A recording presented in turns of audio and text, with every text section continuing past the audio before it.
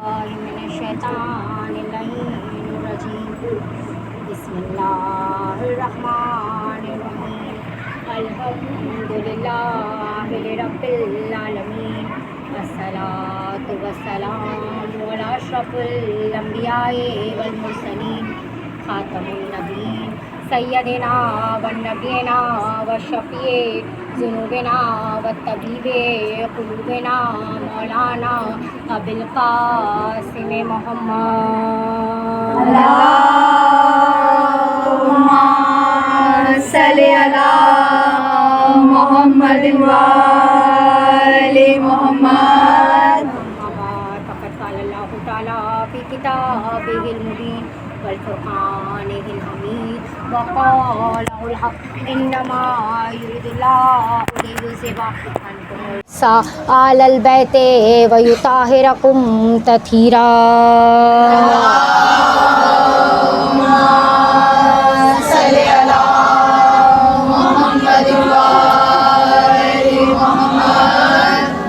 कुछ उसका मनसब भी था इमामत, कुछ उसका लहजा मतीन होगा। कुछ उसका मनसब भी था इमामत, कुछ उसका लहजा मतीन होगा। खुदा ने मासूम खुद बनाया, वो असमतों का मतीन होगा। लहूल सरवर लहू अली का बतूल की गोद हुस्न शब्बर, लहू अली का लहूल सरवर लहू अली का बतूल की गोद हुस्न शब्बर। ये सारी चीज़ें मिला के सोचो हुसैन कितना हसीन होगा।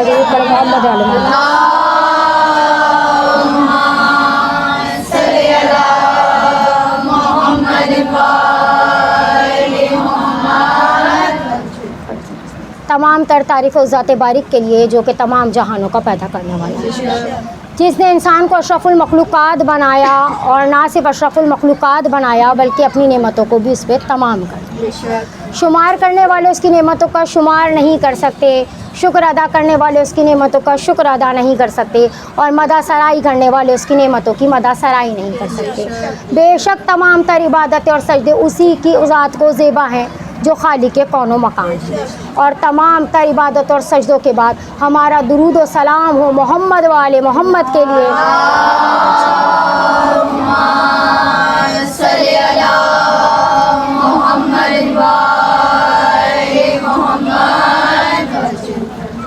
दो मुहर्रम 1446 हिजरी ये वो अयाम है कि जब हुसैन का काफ़िला करबला पहुँच गया।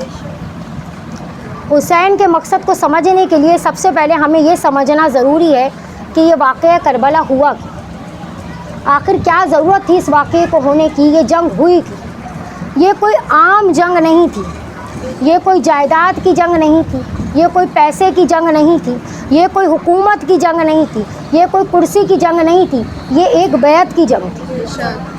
यजीद को क्या ज़रूरत थी हुसैन से बैत तलब करने की, उसके पास लोगों की कमी तो नहीं थी। यजीद के पास बहुत सारे वोट थे।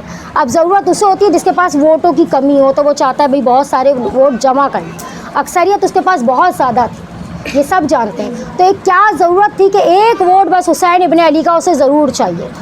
क्या ज़रूरत थी, जबकि उसके बाप ने मना किया था कि हुसैन इब्ने अली से बैत मत मांगा, क्योंकि यजीद भी जानता था और उसका बाप भी जानता था कि हुसैन कभी भी बैत नहीं करेंगे। जब मौला अली ने नहीं की, जब इमाम हसन ने नहीं की, जब वो जानते कि हुसैन के बाप ने नहीं की, तो वो भी नहीं करेंगे। सबको पता है, सबका वाक़या सुना हुआ है कि अली से किस तरीके से बैत तलब की थी, कि मौला अली को बैत तलब करने के लिए इतना मजबूर किया मौला को कि मौला के गले में रस्सी डाल के उन्हें बाहर तक घसीटते हुए ले आए कि जनाब फ़ातिमा ज़हरा पीछे पीछे आई और अनकरीब के अली को ये घसीट के ले जाते कि बीबी ने एक जुमला कहा कि अगर तुमने आज अबुल हसन को ना छोड़ा तो मैं तुम्हारे लिए बद्दुआ करूंगी। बीबी ने बद्दुआ की नहीं थी, बस इतना कहा था बद्दुआ करूंगी कि मस्जिद नबवी की दीवारें इतनी बुलंद होना शुरू हुई, इतनी बुलंद हुई कि एक घुड़सवार उसके नीचे से आराम से निकल सकता था। इन्होंने जो देखा तो डर के मारे मौला अली को छोड़ दी। जब इमाम हसन का दौर आया, इमाम हसन से बैत तलब की, तो मौला ने कहा उठाओ ये तख्त और ताज, मैंने अपने बाप के सदके तुम्हें दिया। और इमाम ने सुलह करके गोशा नशीनी इख्तियार कर ली। जब हुसैन इब्ने अली का वक्त आया तो इसने बैत हुसैन से तलब की। आखिर क्या ज़रूरत थी, और क्या ज़रूरत थी हुसैन को तलवार उठाने की। मौला अली पे भी बहुत जुल्म हुआ, अली ने तलवार नहीं उठाई। इमाम हसन पे जुल्म हुआ, इमाम हसन ने तलवार नहीं उठाई। और इमाम हुसैन के बाद चौथे इमाम, पाँचवें इमाम, छठे इमाम, सब पर जुल्म होता रहा। अब्बासी हुकूमत ने तो इतना जुल्म किया कि बगदाद का जो ज़िंदान बनाया गया था उसमें 40 मोमिनों को ज़िंदा चुनवाया गया था उसकी दीवारें बनाने के लिए, लेकिन किसी इमाम ने तलवार नहीं निकाली। क्या ज़रूरत थी हुसैन इब्ने अली को तलवार निकालने की? क्योंकि यजीद एक जुमला बार बार मिंबरों से कहा करता था, सुन्नी शिया दोनों उलमाओं की किताबों में लिखा गया कि ये कहा करता था कि ना कोई मोहम्मद आए, ना कोई वही उतरी, ना कोई कुरान आया, ये बनी हाशिम का ढोंग था, नाउज़ुबिल्लाह मोहम्मद ढोंग थे, खुदा इनका ढोंग था। ये बार बार जुमला कहा करता था, ये किताबों में दर्ज है। हुसैन इब्ने अली जानते थे कि ये बैत इसलिए तलब कर रहे। अब हुसैन की बैत इसे क्यों चाहिए?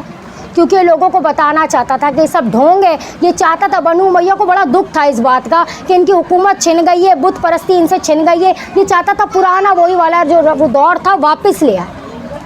अब अगर ये कहता कि मैं कोई मोहम्मद नहीं उतरे तो लोग सवाल करते, लोग कहते ऐसा नहीं है, तो ये कहता कि ख़ुद मोहम्मद का नवासा मेरे साथ है, जाकर उससे पूछ लो, उसने मेरी बैत की है, मोहम्मद का नवासा मेरे साथ है। और उसने कहा अगर हुसैन नहीं करते बैत तो मैं हुसैन को कत्ल कर दूँगा। चले भाई, मान लिया कि हुसैन ने बैत नहीं की, इसने कत्ल कर दिया, मामला यहीं ख़त्म हो जाना चाहिए था।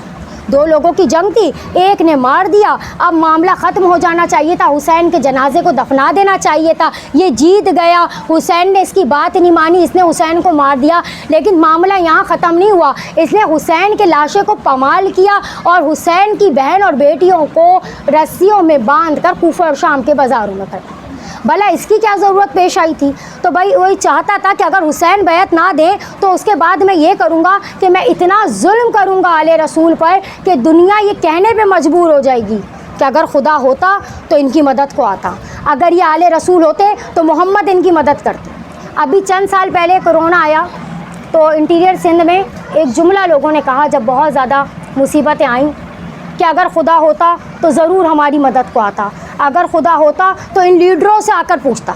ये इंसान है ना, जब मुसीबत में मुब्तला हो जाता है तो इस तरह के जुमले कहता। तो इसने कहा मैं लोगों को बताऊंगा कि देखो इनकी मदद के लिए कोई नहीं आया, ये बेसहारा हो गए, ये लावारिस हो गए, ये इनका ढोंग था। मगर क्या कहने हुसैन इब्ने अली के, हुसैन ने ऐसी जंग करी, हुसैन की बहन ने ऐसी जंग की कि फातह शाम कहलाई। जगह जगह पर हुसैन ने नेज़े से कुरान पढ़ के बताया कि कुरान उतरा था। हुसैन ने वाक़या करबला को ज़िंदा रखा। जब भी तो शायर ने कहा कि 2 पल की थी बस हुकूमत यजीद की, सदियाँ हुसैन की हैं और ज़माना हुसैन।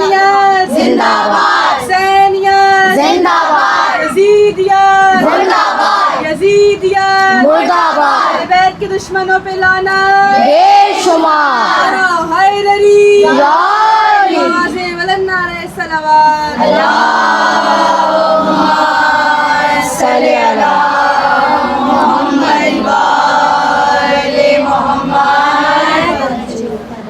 इसने प्लानिंग की हुई थी, इसने प्लान किया हुआ था कि ये ऐसे हुसैन को नाउज़ुबिल्लाह जलील करेगा। लेकिन हुसैन ने अपने नाम को ऊंचा रखा, ता क़यामत तक बता दिया कि हुसैन इब्ने अली का नाम जिंदा है। हुसैन की बहन ने बता दिया।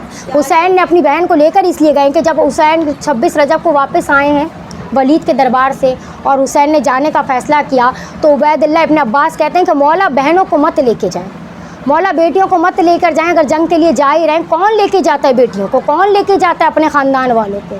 इमाम ने कहा तुम जानते नहीं कि इसमें मसलहत है। हुसैन जानते थे कि आगे होने वाला क्या है।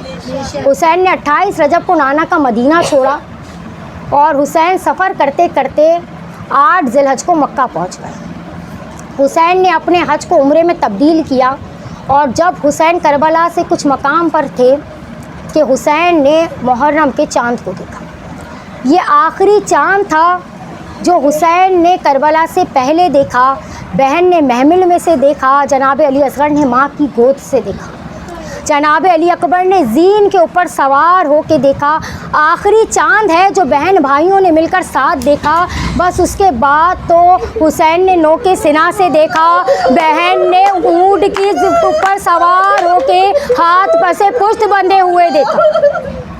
मुहर्रम का चांद नजर आया, बस एक बार जनाबे ज़ैनब तड़प उठी। कहा जा फिज़ा, जाकर मेरे भाई हुसैन को बुला के लेकर आ। फिज़ा दौड़ी गई। कहा आका शहजादी ने याद किया है। हुसैन बहन के महमिल के करीब आए। बीबी ने हुसैन को बोसा दिया। कहा भैया ये कैसा चांद नमूदार हुआ है कि जैसी ये चांद तुलू हुआ है मेरे सर से चादर बार बार गिर जाती। भैया ये कैसा चांद नमूदार हुआ है, मेरे कान में किसी बीवी की रोने की सदा। अल मुख्तसर ये काफिला 2 मुहर्रम को करबला पहुंचा। 7 घोड़े हुसैन ने तब्दील किए। कोई घोड़ा आगे जब ना बढ़ा तो एक बार हुसैन ने अब्बास से कहा, अब्बास जाओ यहाँ के लोगों को बुला कर लेकर आओ। तमाम लोग जमा हुए। हुसैन ने कहा इस ज़मीन का क्या नाम है? किसी ने कहा इस ज़मीन का नाम मारिया है। हुसैन ने कहा कोई और नाम भी है? कहा हाँ मौला इसका नाम नैनवा भी है। मौला ने कहा क्या कोई और नाम भी है? पीछे से एक बुजुर्ग ने कहा हाँ इसे करबो बला भी कहते हैं। बस हुसैन एक बार सवारी से ज़मीन पर आए। कहा बस हुसैन का रास्ता ख़त्म, हुसैन की आखिरी मंजिल आ गई। बस एक बार चाहने वाली बहन तड़प उठी। हुसैन को बुलाया। कहा भैया यहाँ से जल्द अपने घोड़ों को दौड़ाओ। भैया ये ज़मीन बड़ी अजीब है। भैया जब से मैंने ज़मीन में कदम रखा है भैया किसी बीवी के रोने की आवाज़ ऐसे आती है जैसे कोई जवान माँ, जैसे कोई बूढ़ी माँ अपने जवान बेटे के लाशे को रो। भैया मुझे इस मट्टी से तुम्हारे खून की बू आती। भैया यहाँ से जल्दी सवारियाँ लेके चलो। हुसैन कहते नहीं ज़ैनब अब तो हुसैन को ता क़यामत यहीं रहना। हुसैन ने कबीला बनी असद वालों को बुलाया। 60,000 दरम में हुसैन ने ये ज़मीन खरीदी। बीवी कहती है भैया अब इस ज़मीन को खरीद ही लिया है, अगर तुम्हारी ख्वाहिश है कि यहीं पर रहो तो भैया मेरी ख्वाहिश है कि ये ज़मीन अकबर के नाम की ले लो, अकबर के नाम की जागीर बनाओ। अरे गुर्बत हुसैन की, लोग ज़मीन लेते हैं फसलों उगाने के लिए, लोग ज़मीन लेते हैं घर बार बनाने के लिए। हुसैन ने ज़मीन खरीदी है बेटों को दफनाने। फिर हुसैन कबीला बनी असद वालों से मुखातिब हुए और कहा देखो मेरी चंद वसीयतें सुन लो कि अगर कोई मेरा निशान, मेरी कब्र का निशान पूछते हुए यहाँ आए तो उसे मेरे निशान कब्र ज़रूर बता देना। मेरी कब्र के चारों तरफ ज़रात मत करना और मेरे ज़ाहिर को 3 दिन मेहमान रखना। और इमाम फरमाते हैं कि जब फ़ौज अशकिया हमें मार के चली जाए तो तुम हमारे जनाज़ों को दफना देना। फिर इमाम औरतों से मुखातिब हुए और कहा अगर तुम्हारे मर्द डर जाए और फ़ौज के डर से हमें दफनाए नहीं तो तुम पानी भरने के बहाने आना और हमारे जनाजों को दफना देना। फिर इमाम बच्चों से मुखातिब हुए और कहा अगर तुम्हारे माँ बाप इस फौज से डर जाए तो तुम खेलते हुए आना और बहाने से एक मुट्ठी खाक हमारे जनाजों पे डाल देना। बड़ा अरमान है हुसैन को दफन होने का। हुसैन गाजी को लेके ज़मीन करबो बला पे बैठे और हुसैन ने कहा गाजी फिक्र ना करो, हुसैन 10 दिन में इस जगह को जन्नत बना देगा। गाजी ये मेरा मकबरा होगा, सामने तुम्हारा मज़ार होगा। गाजी ये कासिम का मज़ार होगा, गाजी ये अकबर का मज़ार होगा, गाजी यहाँ मोहम्मद के मज़ार होंगे, गाजी यहाँ मेरा जौन सोएगा, गाजी ये मेरा हुर का मज़ार होगा, गाजी ये हबीब इब्ने मज़ाहिर का मज़ार होगा। जितना असगर बच जाएगा वो मेरे सीने पे सो जाएगा, बाकी का असगर का मज़ार ये होगा। 72 कब्रें हुसैन बना चुके। बचाने वाली बहन दूर खड़ी भाइयों की बात सुन रही थी। एक बार ज़ैनब ने करीब आके कहा भैया अमीरों का शहर बसा चुके, भैया सबकी कब्रें बसा चुके, क्या इस गरीब बहन के लिए एक कब्र की जगह नहीं है? हुसैन फरमाते हैं ज़ैनब करबला मेरा शहर है, शाम तेरा शहर है, करबला जाने हुसैन जाने, शाम जाने ज़ैनब जाने। अल्लाह लानतुल्लाह अलैहि क़ौमिज़ वाले।